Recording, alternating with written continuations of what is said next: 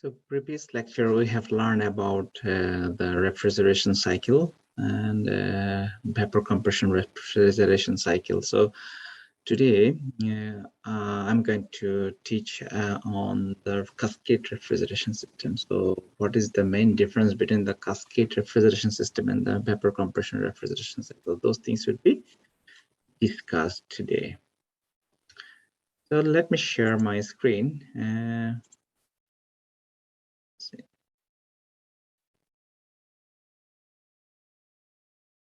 And then it is connected to the condenser.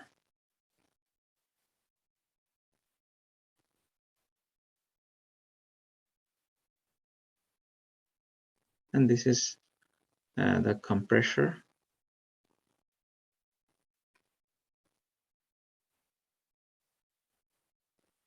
And then this one condenser is connected to like expansion valve. Then this is connected to, I'm like drawing it a little bit large heat exchanger in here because I need it literally. So the direction is, from the last lecture is in this way. The refrigeration or refrigerant is working this way. And then we are providing some work in here, electrical work, as you can see. So what I can say the difference in here. So, this was, we act as a, as a kind of a evaporator in the vapor compression cycle. But in this case, in a cascade system, we would work this one as a heat exchanger. So this heat exchanger would be served as a evaporator for this cascade one, or I can say the A, and then I would draw the another heat exchanger you can see in here. That is actually connected again to the like a compressor in here.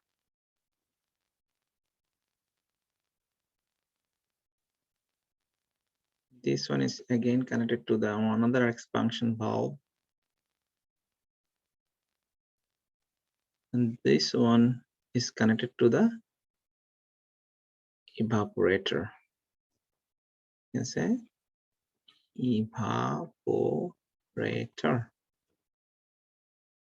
This one. Yeah. So again, the refrigerant is working like this. Now, this is again the compressor A, and this is the compressor B.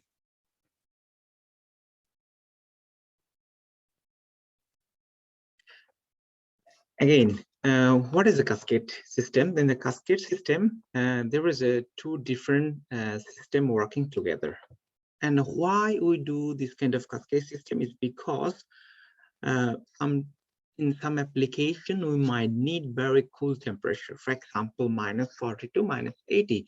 In those cases, we may not produce that much low temperature with this one single system or single vapor compression system. So that's why we do use cascade system, and we can just name this one as a cascade B. So if I just label, as if you remember, we labeled it like previously with this is a number 1, and then we just work, this is a number 2, number 3 in here, 4, and then we can say 5 in here, 6 in here, 7 in here, and 8 in here. And then, as I mentioned, this one is actually working as a heat exchanger in here, heat exchanger again. And this heat exchanger will serve as an evaporator for this cascade one, and this heat exchanger will work as a condenser for this cascade B. And then there is a which actually how we are going to cool down. So you can say this we are going to cool down this QC, the QC in here, and you will extract the heat like Q H here. And in this case, this one is work as a high pressure cycle, and this one is work as a low pressure cycle. And let me now tell you what is going to happen actually, or what would be the energy balance for this heat exchanger. So let me put it in here. So if you just see what is the energy balance or energy balance in the heat exchanger.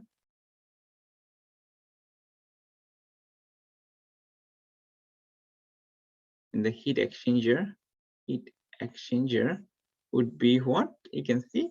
In this case, it should be the, if you just consider the mass flow rate for like a cascade, would be m dot a, and heat transfer within this, it would be like m5 minus m8, m5 minus m8. So you can say h5 minus h8, which is equal to the mass flow rate of a cascade B, and the difference would be like m h2 minus h3. Okay, so this is how you define the energy balance, and then you could find what would be the mass flow rate for the refrigerant by using this equation. And now let me ask you, like, what would be the COP? We already know what is the COP. COP is the coefficient of performance for the refrigeration cycle.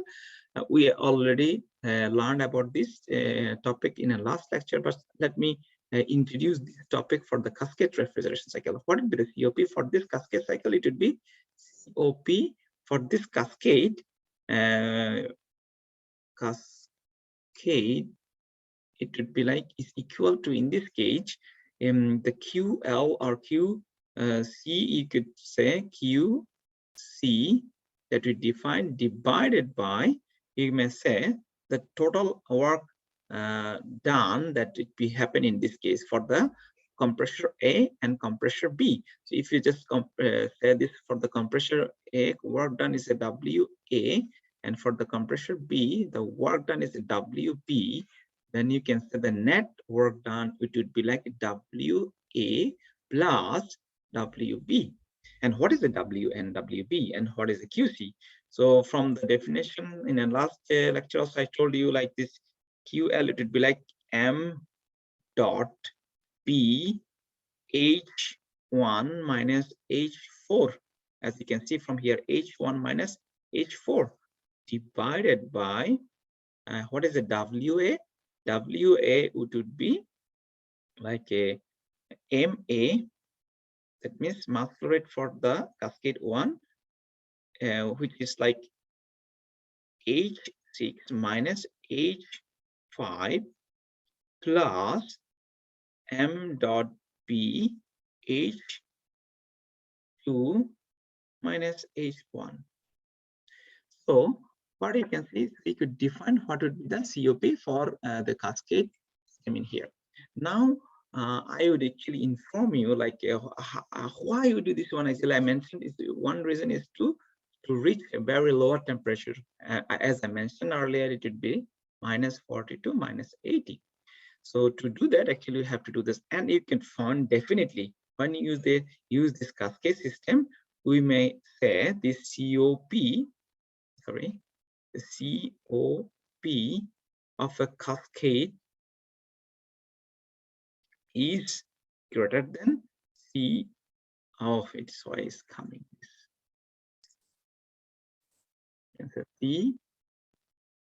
COP of a single vapor refrigeration cycle.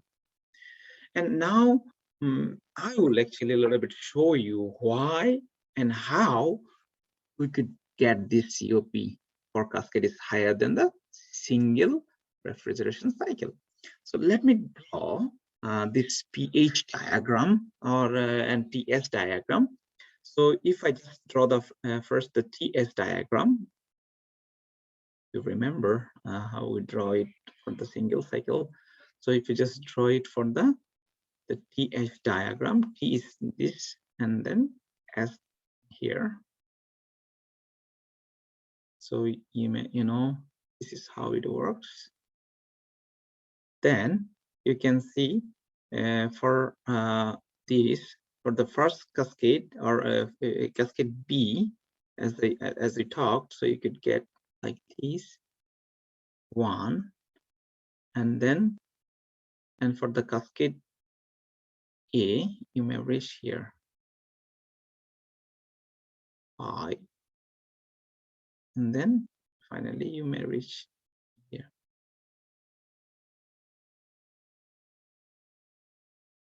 Then you may reach 7.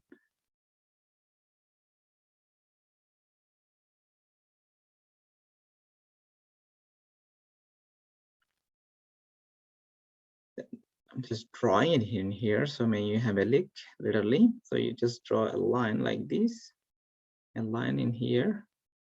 So, and then it may go like this, and this one may go like this. Okay.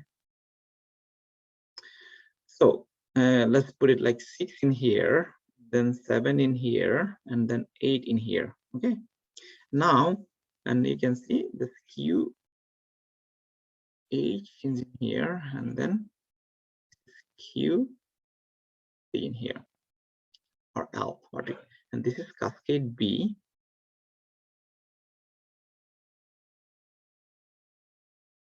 And this is cascade A. Okay. Now, how actually, why I told you like this COP will be increased for the cascade system. So you can see in here, if I so if you use only one cycle, so it would be like this. And then if you use the double cycle, so you can reduce this work actually, this amount of work. So this one is known as a reduced work.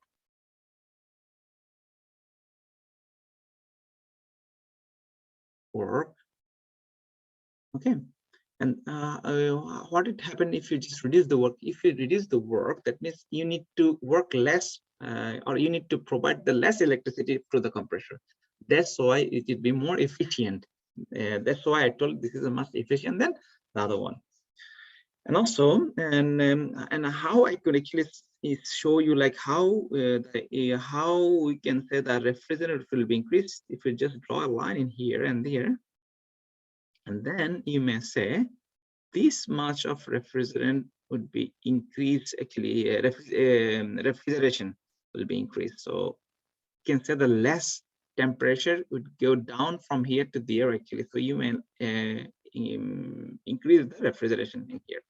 So you can say the increase refrigeration.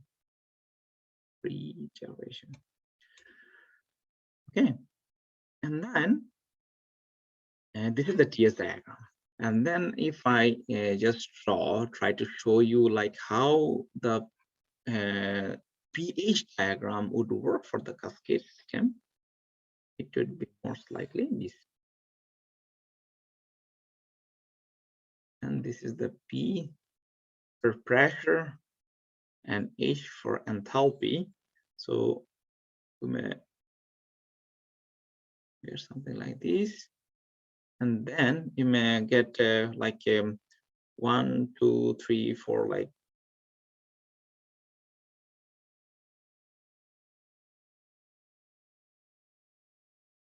So this is 1, 2, 3, and then 4 in here, for example. Okay. And then because as I mentioned, it has a 2 cycle. This is for like a cascade B. Okay. And similarly, we may get something for the cascade A. If we just come to the point 1 would be 5 in this case, the 5.5, and then you may reach 0.6 in here, and then you may say this is 0.7 in here, and then it would be 8 would be around in here. Okay, this is 8, and this is for cascade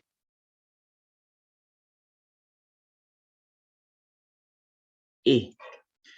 So what I would like to show, then actually you can say, if you just draw a line in here, draw a line in here, so you may say this amount of,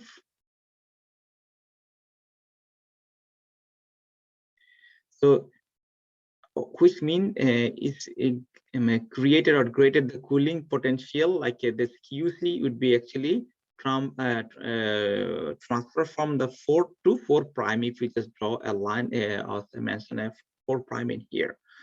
So this means the compressor needs to work less. That means if you just go from 0.4 to 0.4 prime in here, so that means that the compressor need to work less. So if you need to work less, so that means it can generate the efficiency would be much higher than the normal one. Or you can say the COP of this cascade. That's what we wrote in here. COP of the cascade is much better than the single one. That's all from today, and maybe you will go through an exercise with this cascade system in the next session. So if you have any question, just let me know.